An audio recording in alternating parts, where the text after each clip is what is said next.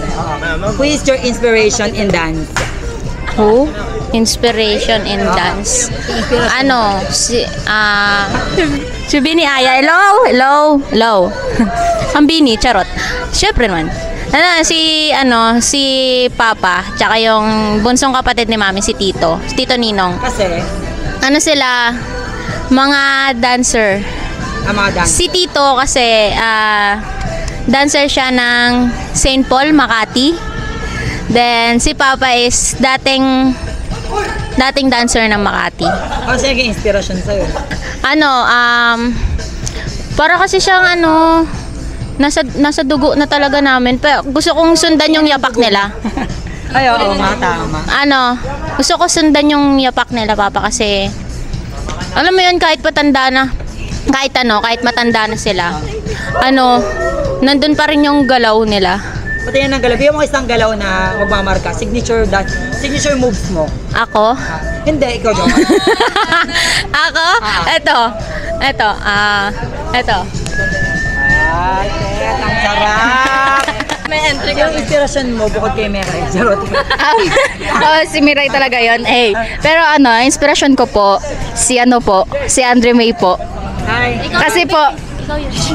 Kasi po, meron po siyang goal na inano niya po sa akin. Parang may goal po siyang binigay sa akin na dapat ko po yung abutin. So, siya po naging inspiration ko sa pagsasayaw. So, Andre May, good luck, keep up! Keep up the good work. Hoy, ano inspiration mo? Sino inspiration mo? Si Gwen po. Na-joke lang po. Ang inspiration ko is si Mother Earth. Your mother. Kasi alam na, sobrang supportive niya, and meron din kasi siyang pangarap as a dancer dati. Siyempre hindi niya yun natupad kasi nabuhay ako sa mundo. So ako ang tutupad ng mga pangarap niya. Lilipad ako Japan. Charis. Yun lang, yun inspiration. Si Mother Earth. Ivy. Tama. Yes. Good. Chishen. Bini Stacy ng HP. Sino inspiration mo sa pagkasayaw? Vice ganda. Ayaw mo yan ang move ni Vice Ganda. Joke lang. Si yung kamukha ko. Sino? Lisa Manobal. Joke lang. Bakit? Ano ba lahat joke lang? Lahat to, ama? More on femme kasi yung galawan niya, tapos at the same time kaya mag-mask. Okay siya. Thank you. Grabe ang ang lalim, so deep. Sino yung inspirasyon niya sa pagsasayaw? Sino? Si ate po. Si ate? Bakit? Bakit ate mo? Gusto kong parang tag dito. Gusto pong maging dancer din katulad niya. Okay. Ano message mo sa ate mo? Ate, I love you. Ate, dito ako nag-vlog dito ngayon.